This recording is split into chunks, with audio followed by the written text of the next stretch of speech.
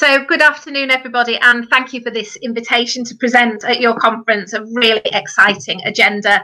So there has been a short introduction to me, but in a nutshell, as we say in England, all the work I do is around physical activity, sport, physical education, from birth up to adulthood. But my passion really lies in the early years. I deliver a lot of training, I write a lot of resources, and I deliver some national campaigns, both in the UK and abroad. And clients have included the Premier League, British Cycling, International Athletics Federation, and many, many schools. But it's all about movement and the importance of movement. So this presentation is going to focus on making every movement count in the early years, and I'm going to take you on a journey. And the journey I'm going to take you on is from birth, because movement matters from the very first day we are born.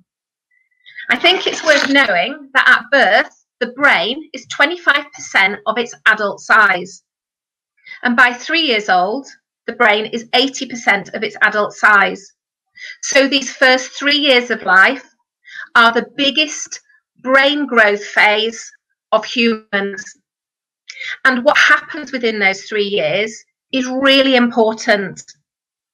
A child is born with billions of neurons in the brain, but there are no pathways.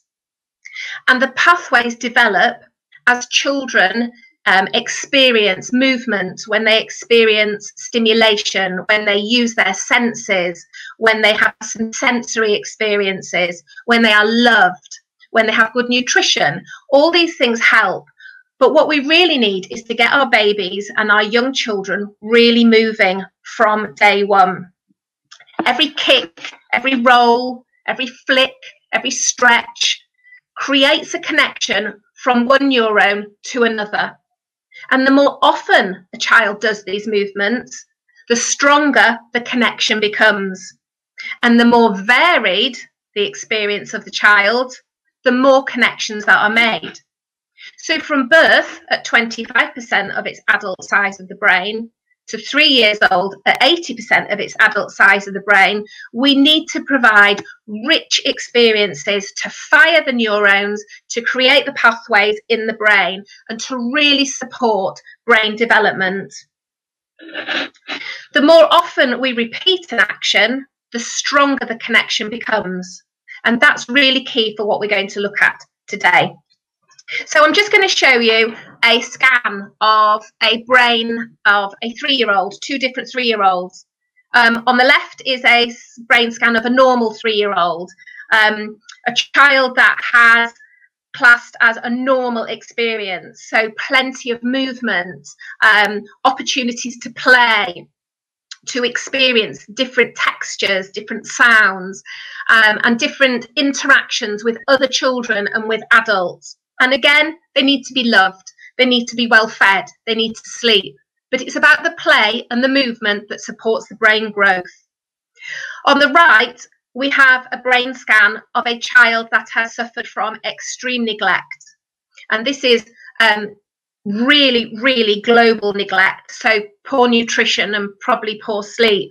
But a child who has no stimulation, has not had interaction with other humans or animals, hasn't experienced lots of sensory movement, different textures, different sounds, different colours. So in 3 years, this is a very big difference in brain connection. We can support this child on the right to develop their brain, but we already know that that's 80% of its adult size. So what happens in those first 3 years is absolutely critical. Has the child on the right been stuck in a cot or stuck in a car seat and not been able to move, pushed around in a pushchair all the time, not able to enjoy all those movements? So moving on, it's really important for us to understand the difference in physical activity, physical education, and physical literacy. I know earlier today you've had presentations on physical education and physical literacy, and physical activity forms part of that. But let's be clear what we mean, because then we can provide for our children through the early years and beyond in the right way. So physical activity are activities that involve movement of all the major muscle groups of the body. You know, the legs, the trunk, the arms, either up and down or side to side. We need the body to move. And usually physical activity will increase the heart rate. Physical education is the planned progressive learning that takes place in the school curriculum and is delivered to all pupils. So physical education includes physical activity. Physical activity is a big part of physical education. But remember, physical activity can happen away from school as well and outside of PE. And physical literacy is what Kevin earlier on talked about the motivation, confidence and competence to be able to take responsibility for engagement in physical activities for life. Physical activity can support the physical literacy journey, and physical education can support the physical literacy journey. But the three things are slightly different, and if we understand those three, it really helps us move forward in what we need to provide for the children. So let's take a look at physical development. As humans, we all develop in the same pattern. We develop from the head downwards to the feet, and we develop from the inside outwards. We all develop in the same pattern, however, we develop at different speeds and at different rates, which is why we see some children at 4 years old developed like some 6-year-olds, and we might find a 5-year-old who developmentally is like a 3-year-old. We hope that by the age of 5 or 6, it levels out, but the pattern is the same unless there's a disability. And we therefore need to provide opportunities to help our children move, to support this physical development. Because we develop from the head downwards, that's why babies will lie. They will push into a crawl. They will sit. They will stand. Then they will walk. Then they will run. But we also need to remember that our children develop from the inside outwards. So our gross motor skills, so our big arm movements and our big leg movements, develop for our fine pincer. So we need lots of opportunities for our children to develop their gross motor skills, develop that mobility and strength in the shoulders, before we can expect them to hold a pencil or to tie their shoelaces. So lots of opportunities are needed to support this development and to help it on its way. So remember, head downwards, inside outwards. And in those early years, let's give plenty of opportunity to develop those movements. Maybe we want to think about the equipment we provide and the play opportunities we provide for younger children. So if we want them to know about letters, we can get them to make big letters in the air. So they're developing their gross motor skills. Can we do some throwing? Can we do big arm movements? Let's let our children be free with their movement, because it's ultimately helping their fine motor and their foot patterns as well.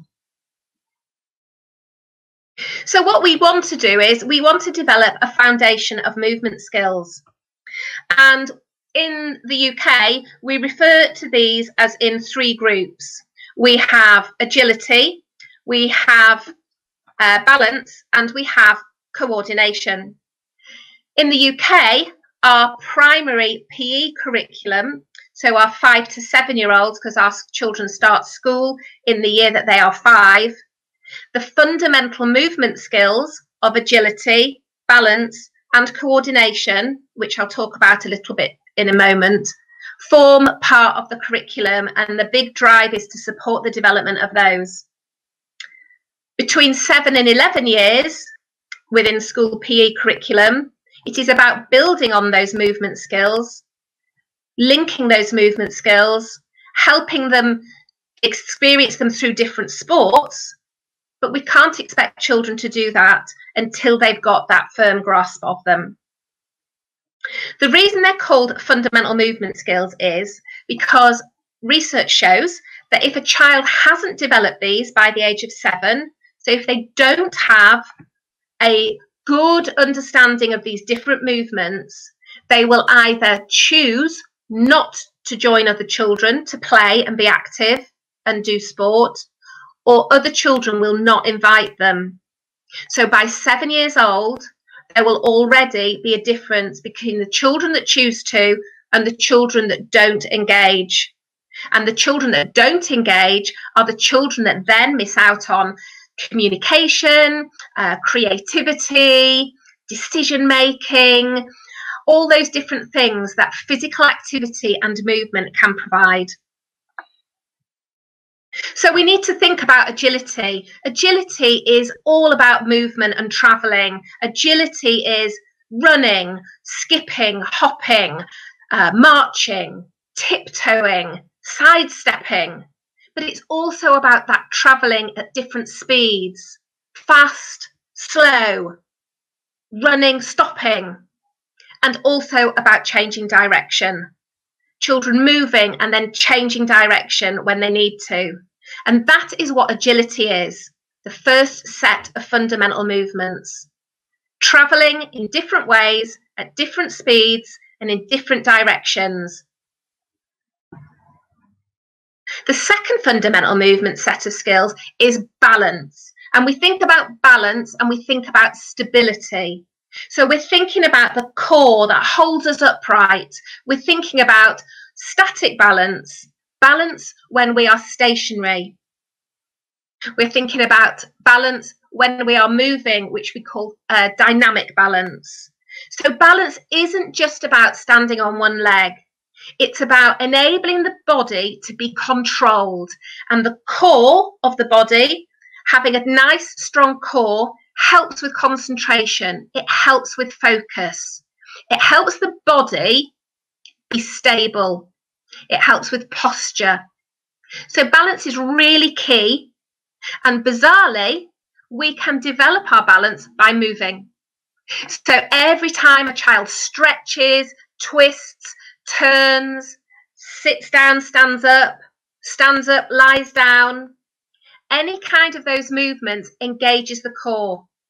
So if we want our children to be able to stand still, we need to help them move, because that's what's going to develop the core.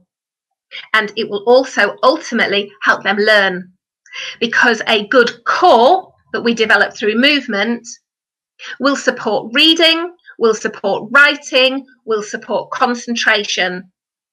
We know that children who can sit upright and hold themselves without an effort have more energy and more cognitive ability to engage in those other elements of learning. And the third fundamental movement skill is coordination.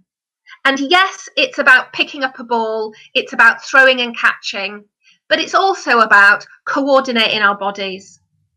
Coordinating our body to be where we want it to be, when we want it to be there. So we need to think about what we provide across our early years, from 0 up to 7. And do we provide that range of movements and that range of opportunities to really give these children a chance to move in different ways, to balance and develop that core, to manipulate objects, pick up, put down, roll, throw, hit? Because those groups of fundamental movement skills are what will form the foundation for future movement. I think of it as an internal kit bag. They've got a kit bag in there of movements, of balance, and of manipulation and coordination. And when they need to, the brain knows which one to use. It dives in and it marches. It dives in and it changes direction. The brain will support that, but it needs the experience, because we need those brain connections and we need those movements to be established. So let's not forget our agility, balance and coordination, because these will provide a foundation for movement throughout our lives. And we need to start these as early as we can. And very early, they don't need to be taught. The children just need an opportunity to move. But in the future, they're going to help us access a range of activities and sports as we develop. I want you to think about the game of tennis.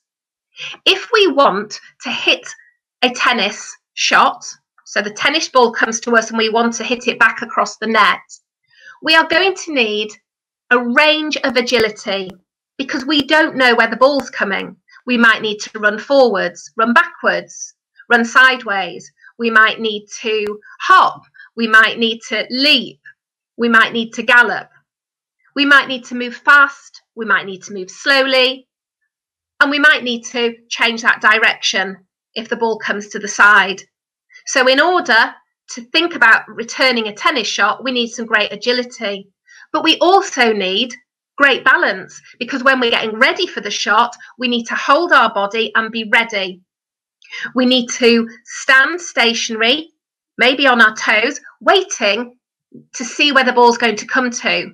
We can't be using our brain to think about our balance because our brain needs to be ready to hit the shot. And finally, we need coordination.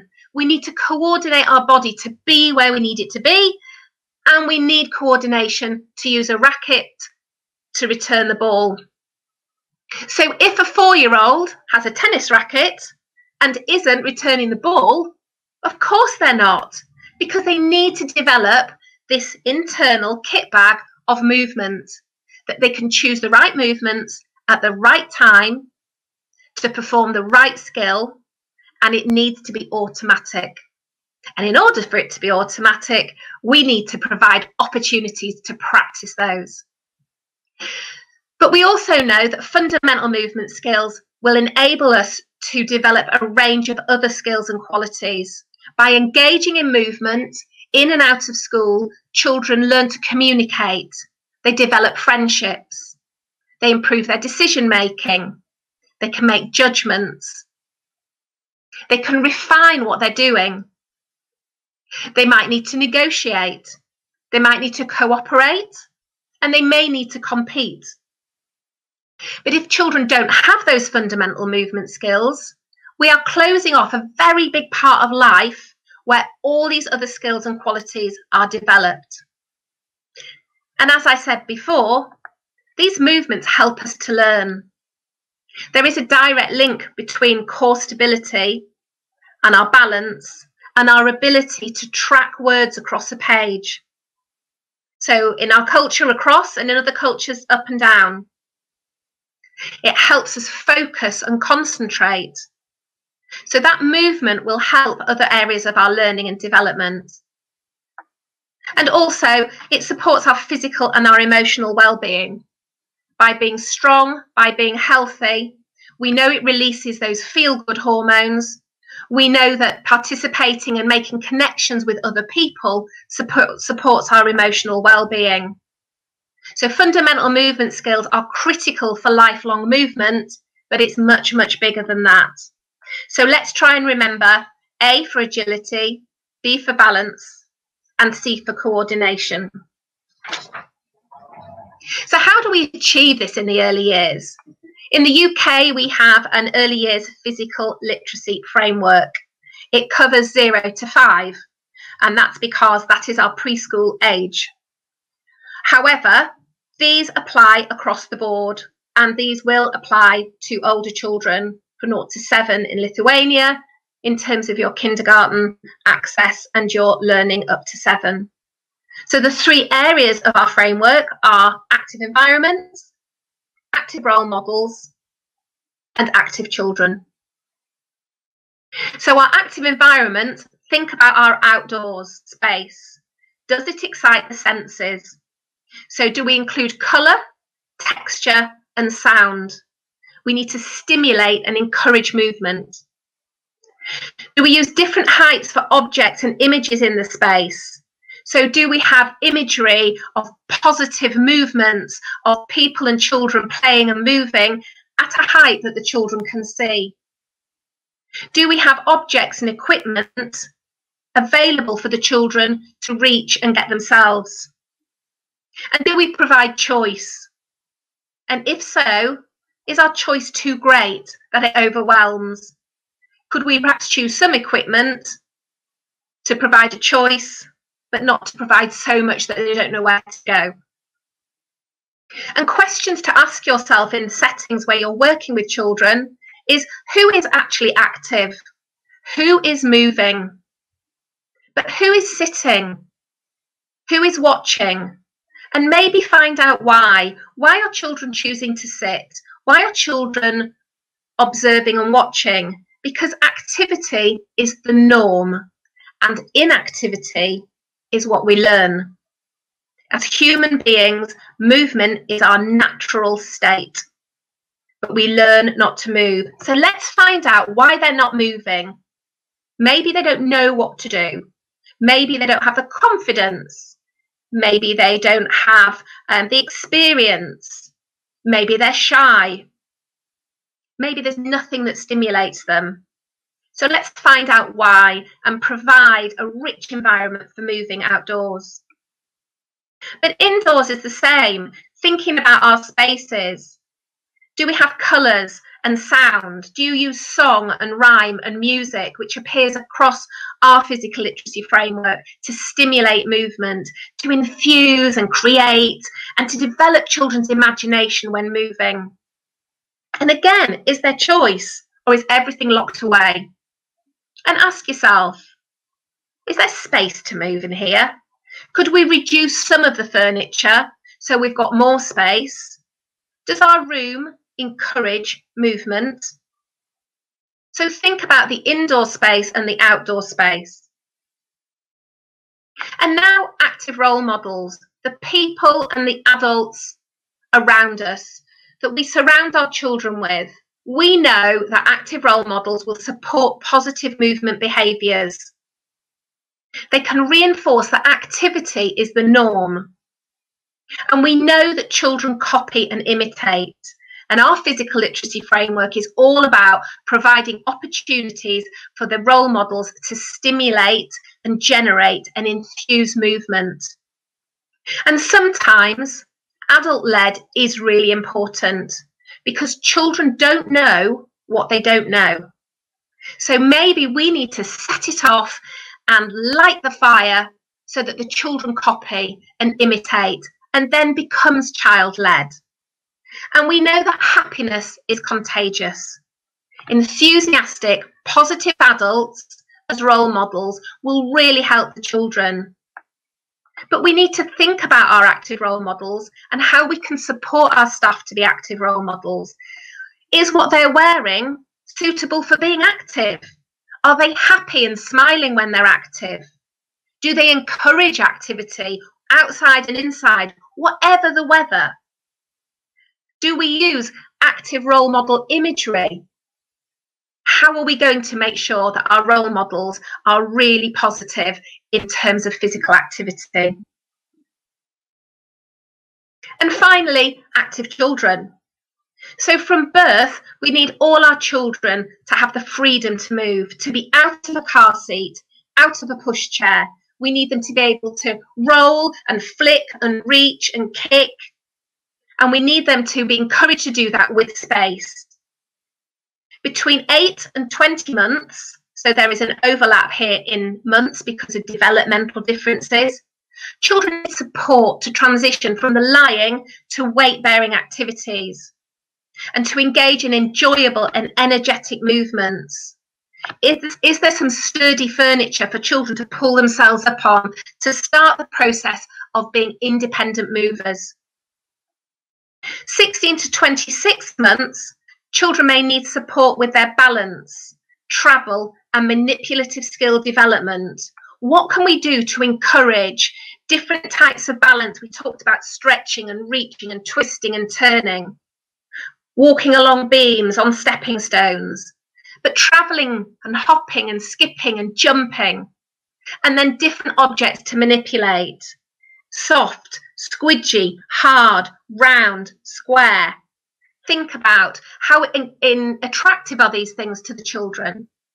And from 22 to 36 months, children can start to progress to a variety of and an increase in complexity of activity. So they might manage a couple of different things at once. They might be wandering towards something, picking it up, throwing it into something. They might be dancing independently to music. They might be jumping from one spot to another. Between 30 and 50 months, children are starting to be more creative and imaginative. And we need to help them to find out what their bodies can do. So lots of exploration, lots of opportunities to try new things. Sometimes it's just about being outside and moving, jumping in piles of leaves, rolling a ball to somebody, bouncing it off a wall, using a bucket. Can we throw into it? Can we throw at it? Can we roll it through into it? Between 40 and 60 months, children are continuing to gain the physical competence that we talk about in physical literacy. And we need to assist them in increasing their movement vocabulary, their range of movements. We talk about those brain connections. The more often they do it, the stronger the connection. Okay? The more and variety of things we give them, the more connections they will get. So extend their movement memory and enrich the quality of their movement. We maybe want to help them try something a little bit different so that they can succeed. Think about aiming at targets. How can we change that to help them achieve that? Or if it's too easy, how do we make it a better challenge for them? And between 5 and 7 years, children need to continue the opportunities to establish these fundamental movement skills of agility, of balance and coordination. And this will enhance the quality of their body control and enable these movements to become automated. So when a ball comes to them, they automatically know what to do with their hands. When they're jumping over a barrier, they know how fast to run, how high to jump, and how much power they need. We need to automate these movements.